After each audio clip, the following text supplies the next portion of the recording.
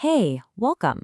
Today we're going to talk about something you do every single day, getting in your car. But we're not talking about airbags or crash tests. We're talking about how to flip the script, how to turn that 4,000-pound box from a potential trap into a powerful tool for your own safety. Let's dive in. Right off the bat, I want to give a quick shout out to the Other Way Marshall Consulting. They sponsor this explainer, and honestly, they're the ones who made it possible for us to share this really critical info with you. I mean, this quote really just hits the nail on the head, doesn't it? It perfectly captures this paradox we live with. Your car is this incredible machine full of capability, but for someone who's unprepared, it can turn into a metal coffin. That's a stark way to put it, but it really gets you thinking. So, that's the big question we're tackling today. Is your car a trap, or is it a tool? We're going to break down this illusion of safety, this idea that the second you shut the door, you're in some kind of impenetrable bubble. Okay, look at this. This is the difference in mindset, right? On one side, you've got the mobile lounge. And let's be honest, we all do this. We hop in, it's our private space, time to check the phone, mess with the music. But the tactical reality is totally different. It's a metal cage. It's a moment where you are incredibly vulnerable if you're not paying attention. And there's actually a name for this moment of vulnerability. It's called the transition zone. And just think about it for a second. You're getting in your car, you're fumbling with keys, your purse, maybe groceries, or even kids. Your brain is totally overloaded with just getting settled. And what happens? Your situational awareness, your focus on what's outside the car, just tanks. And trust me, predators know this. They look for it. And we're not talking about a split second here. Look at this number, 30 to 90 seconds. That's the average amount of time a driver is basically checked out from their surroundings after they get in. I mean, that is a massive window of opportunity for anyone looking to cause trouble. Okay, so how do we fix this? How do we take that 90-second window of vulnerability and slam it shut? Well, the pros use a checklist, a really simple, repeatable protocol. It's called the 5-point secure start. And it's how you turn that trap back into a tool. And here they are, the whole shebang: lock, belt, glass, engine, and scan. Each one of these has a very specific tactical reason for being there. We're going to go through them one by one. But just looking at this, you can see the roadmap. This is how you take back control. All right, step 1, lock. The fortress wall. The absolute first thing you do when your butt hits the seat. Don't worry about anything else. Just hit that lock button. It creates an instant physical barrier.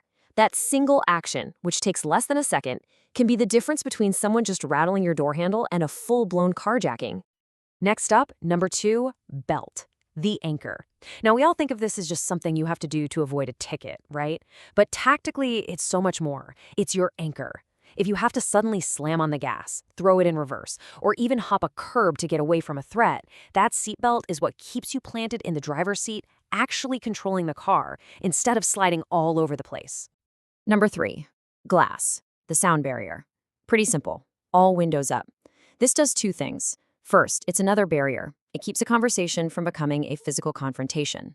But more importantly, it forces an attacker to make a decision. To get to you, they now have to commit a felony. They have to smash that window. That's a huge escalation, and a lot of bad guys just aren't willing to make that much noise and draw that much attention. Step 4, engine, the heartbeat. This one's critical. An engine that's off makes your car nothing more than a 4,000-pound paperweight. It's useless. It's immobile. Starting that engine is like giving it a heartbeat. It's what gives you options. It's what gives you the power to escape. And finally, number 5, scan, the vector. Before you even think about your phone, before you touch the radio, you identify your way out. Can you pull forward? Do you have to reverse? Where can you go? A tactical driver, a pilot, always knows their escape route before they get distracted. Okay, so now you've got the 5 steps: lock, belt, glass, engine, scan.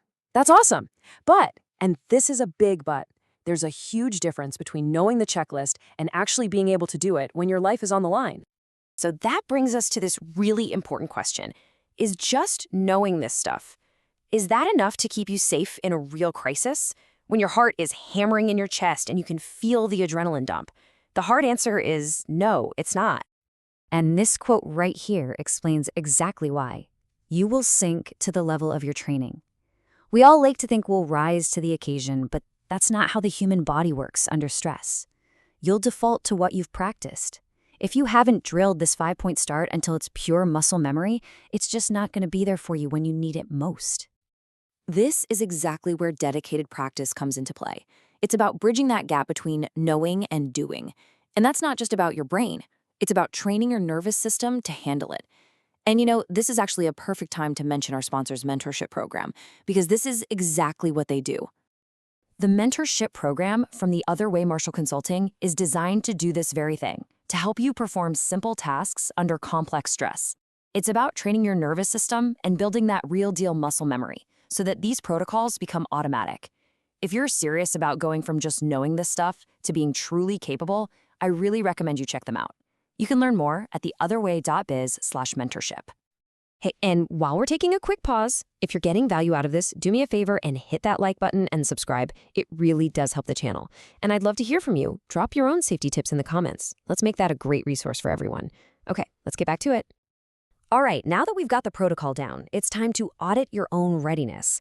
Let's run through some common questions that pop up once you actually start trying to put this stuff into practice. Okay, let's tackle these. First up, what if I have keyless entry? Good question. Dive into your car settings and turn off the feature that auto-unlocks all the doors when you put it in park. You want to be the one deciding when those locks open. What about passengers? The protocol is the same. You get in, you secure yourself first. Then you scan your surroundings before you unlock the door to let them in.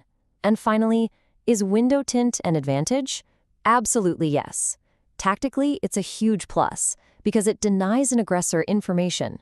They can't see who's in the car, how many people there are, or what you're doing. Okay, all of this, the checklist, the Q&A, it's all building towards one final and honestly the most important piece of this whole thing. It's about a complete shift in your mindset. Look, this is not about being paranoid. It's not about being scared all the time. This is about discipline. It's about being professional. When you get into your vehicle, you need to stop thinking of yourself as a passenger. You are the pilot. And this 5-point checklist, that's you, securing your cockpit before every single flight. And I want to leave you with this final thought, because it's incredibly empowering. You cannot control the threat environment. You can only control your response. You can't control the world out there. You can't control other people. But you can 100% control how you prepare and how you respond. That's where your power is.